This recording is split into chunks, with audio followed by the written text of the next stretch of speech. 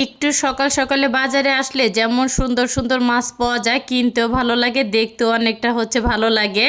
তো এখানে চিংড়ি মাছ দেখে আর কি ফার্স্টে চোখ আটকে গেল, কারণ চিংড়ি মাছগুলি ছিল একদমই তরতাজা, ট্যাংরা মাছগুলি ছিল খুব সুন্দর। যাই হোক, তো এখান থেকে কিছুটা ট্যাংরা মাছ আর চিংড়ি মাছটা আর কি কিনে নিলাম। যদিও চিংড়ি মাছ আমার তেমন ভালো লাগে না, তাছাড়া কিন্তু বাকি সদস্য যারা আছে আমার বাসায় সবার অনেকটা পছন্দের মাছ আর কি চিংড়ি মাছ। আর চিংড়ি মাছটা কিন্তু অনেকেরই পছন্দের আর কি তালিকায়। তো বড় একটা পাঙ্গাস মাছ কিনার আর কি আশা নিয়ে বাসা থেকে বের হয়েছি। যাই হোক, আশাটা কিন্তু পূরণ হয়েছে। তো সারা বাজার আর কি ঘুরে দেখলাম যে এইখানে বড় সাইজের আর কি 3টা পাঙ্গাস মাছ আছে। তো একটা পাঙ্গাস মাছ নিয়ে নিলাম, 6 কেজির উপরে ছিল ওজন। তো এত বড় মাছ তো বাসায় এনে আর কি কাটতে পারবো না, তো মাছটা কেটে আর কি নিয়ে আসছি। মাছ কেনার পরে টুকিটাকি কিছু বাজার করছি, সেটা আর ভিডিওতে নেওয়া হয় না। যাই হোক, তো নারিকেল আর কি প্রয়োজন, তো নারকেল কেনার জন্য আর কি চলে আসলাম। আর শীতকালে কিন্তু বাজারে আসতে ভালোই লাগে, চারপাশে দেখা যাচ্ছে জমজমাট একটা পরিবেশ, মনে হয় যে শীত আর কি পড়েই গেছে। তো আতপ চালের গুঁড়া পাওয়া যায়, তারপর নারিকেল গুড় সব মিলে না খুবই ভালো লাগে। তো বাসায় আসার পরে মাছগুলি আর কি মা সুন্দর করে আমাকে ধুয়ে দিছে, তো আমি কিন্তু ভেজেও নিছি মাছগুলি।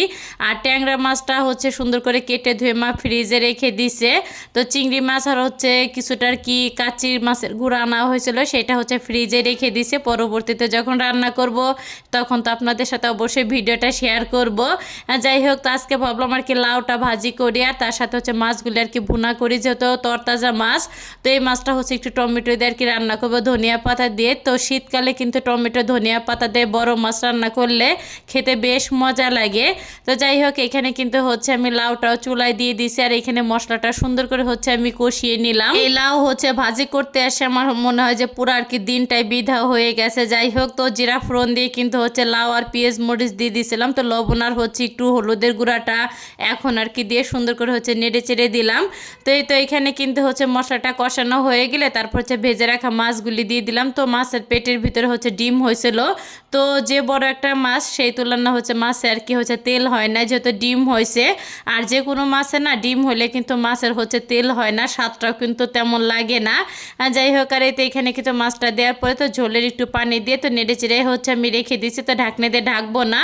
আর এই যে লাউতে যে পরিমাণে পানি উঠছে, দাঁড়াই থেকে লাউটা ভাজতে ভাজতে আমার 12টা বেজে গেছে।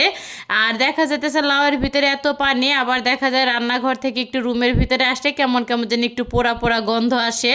তো আবার বারবার আর কি নেড়ে চেড়ে দিতে হয়। আর এই তো মাছটাও কিন্তু আমার রান্নার কি শেষের দিকে, তো লাস্টে একটুখানি আর কি ধনিয়া পাতা দিয়ে দিলাম। দেশাল ধনিয়া পাতা দিলে অনেক সুন্দর কিন্তু একটা ঘ্রাণ আসে, আর দেশাল ধনিয়া পাতা কিন্তু ভর্তা খেতে বেশ মজা লাগে। যাই হোক, তো মাছটা কিন্তু আমার রান্না করা হয়ে গেছে। আর তরতাজা মাছ স্বাদ কিন্তু একটু অন্যরকমই লাগে। যাই হোক, এই যে তরকারিটা কিন্তু অনেক সুন্দর একটা কালারও আসছে, আর খেতেও মাসাল্লাহ অনেক বেশি মজা হয়েছে। আর মাছের ভিতরে একটু ডিম দিলে আমার বুড়িটা আবার দেখা যাইতেছে অনেক বেশি পছন্দ করে, এর জন্য অনেক সময় আমি ডিমটা এইভাবে আর কি দেওয়ার চেষ্টা করি, যেহেতু বাচ্চারা আর কি পছন্দ করে। আর এই যে আমার লাউ আর কি ভাজিটা অবশেষে হয়েছে। যতক্ষণ আমি লাউটা ভাজি করছি ততক্ষণে আমি গরুর মাংস রান্না করে খেয়ে দিয়ে ঘুমের আর কি প্রস্তুতি নিতে পারতাম, যেহেতু অনেক সময় নিয়ে দাঁড়িয়ে দাঁড়িয়ে আর কি কষ্ট করে এই লাউটা ভাজি করছে। এই লাউ দিয়েই কিন্তু মশলা দিলে পেট ভরে ভাত খাইছে, এত বেশি মজা হয়েছে এই ভাজিটা। তো ভিডিওটা এখানে শেষ করলাম, সবাই ভালো থাকবেন, আসসালামু আলাইকুম।